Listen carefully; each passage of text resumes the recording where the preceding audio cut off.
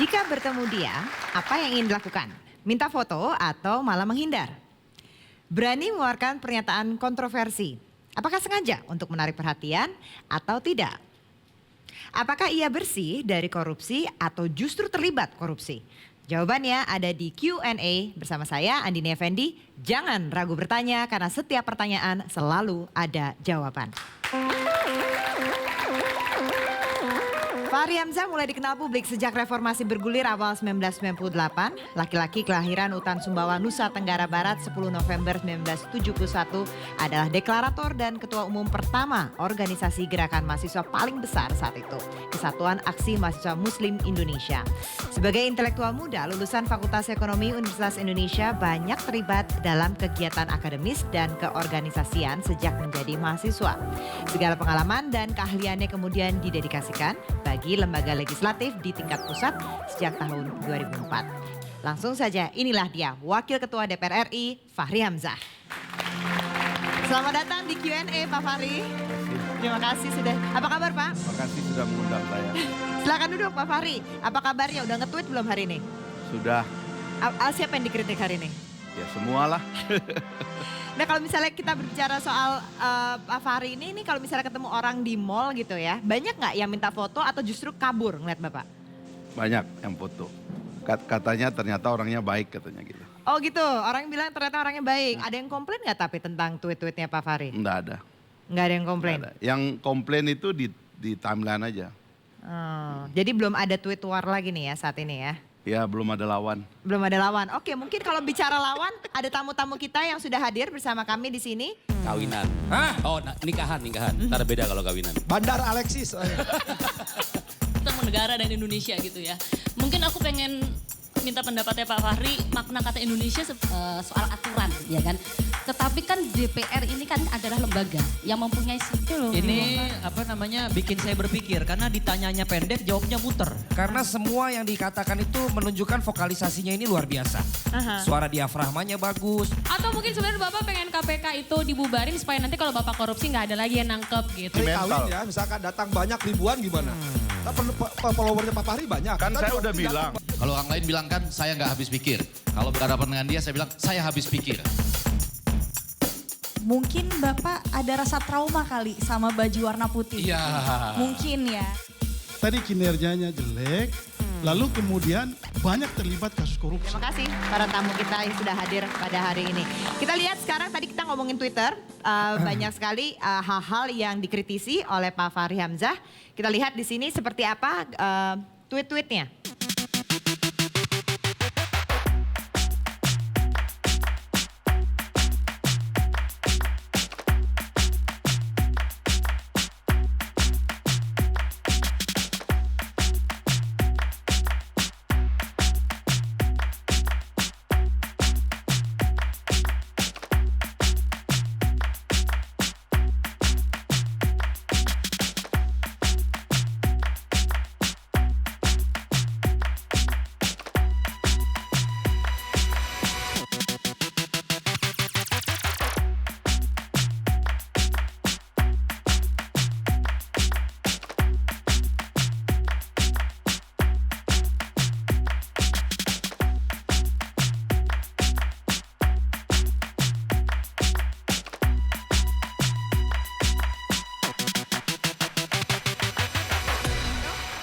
Mungkin langsung saja saya tanya dari Kang Asep.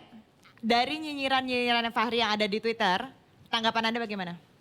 Gini Mbak Andini, kalau nyinyiran-nyinyiran Pak Fahri, saya pikir Pak Fahri ini kurang kerjaan aja nyinyir-nyinyir. Coba orang kawinan nyinyirin, sibuk nyinyirin. Jangan-jangan mungkin karena teman-teman Pak Fahri yang partainya dulu kalau kawin gak pernah rame-rame, tiba-tiba ada 2, 3, 4 aja gitu. Ke KPK juga nyinyirin ke KPK coba. Jangan-jangan Pak Fahri pernah urusan sama KPK gitu. Itu mesti mending gitu. Nyinyirin yang enggak gitu Pak Fahri ini. Nyinyirin yang enggak. Langsung aja mungkin dijawab Bang Fahri. Memang ini dari dalam hati terdalam atau gimana? Jadi ada rahasia nih yang saya mau buka ya. Ini. Kata ibu saya, saya sejak kecil itu kalau ketemu sesuatu yang agak kelihatan kurang normal begitu, saya langsung kasih komentar. Sampai-sampai kalau ada tamu, yang kira-kira tamu itu kurang sempurna lah begitu, saya disembunyikan ke belakang rumah gitu. Jadi mungkin saya memang cenderung melihat sesuatu yang kelihatannya memang kurang pas. Dan saya langsung bicara begitu. Itu katanya dari kecil. Alhamdulillah karena jadi anggota DPR. Anggota DPR itu kan kerjaannya kan mengawasi pemerintah. Kalau ada yang nggak benar ya mesti kita ngomong, jangan diam dong gitu. Cuman yang pertanyaan saya tadi tuh Pak Fahri, kalau anaknya presiden kok dinyinyirin?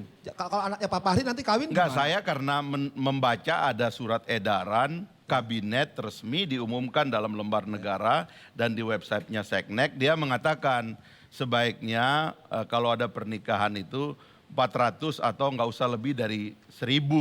Nah ini yang saya tahu di undangnya itu hampir 10.000 kan.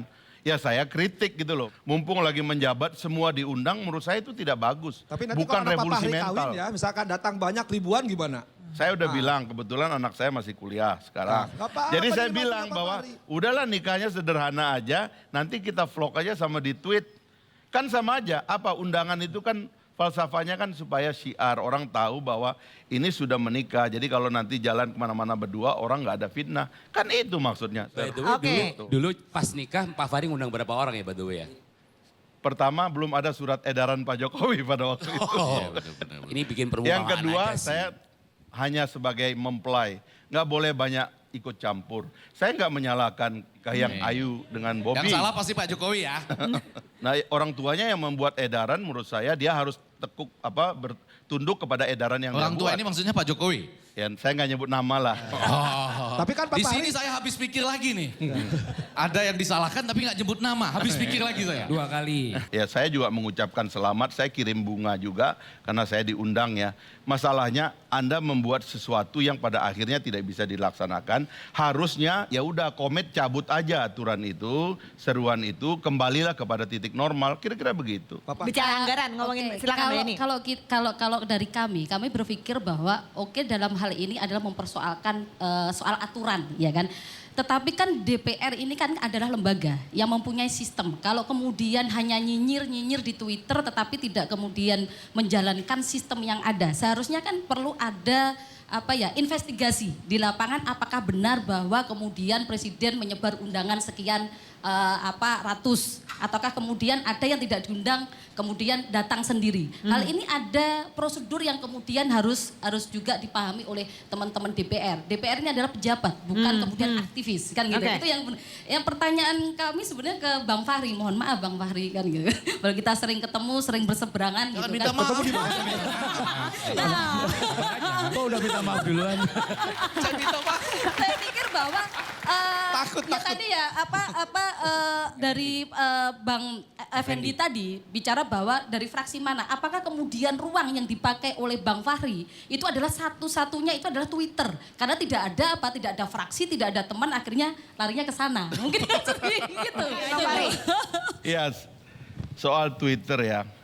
Kadang-kadang saya dilematis juga dunia baru sekarang ini.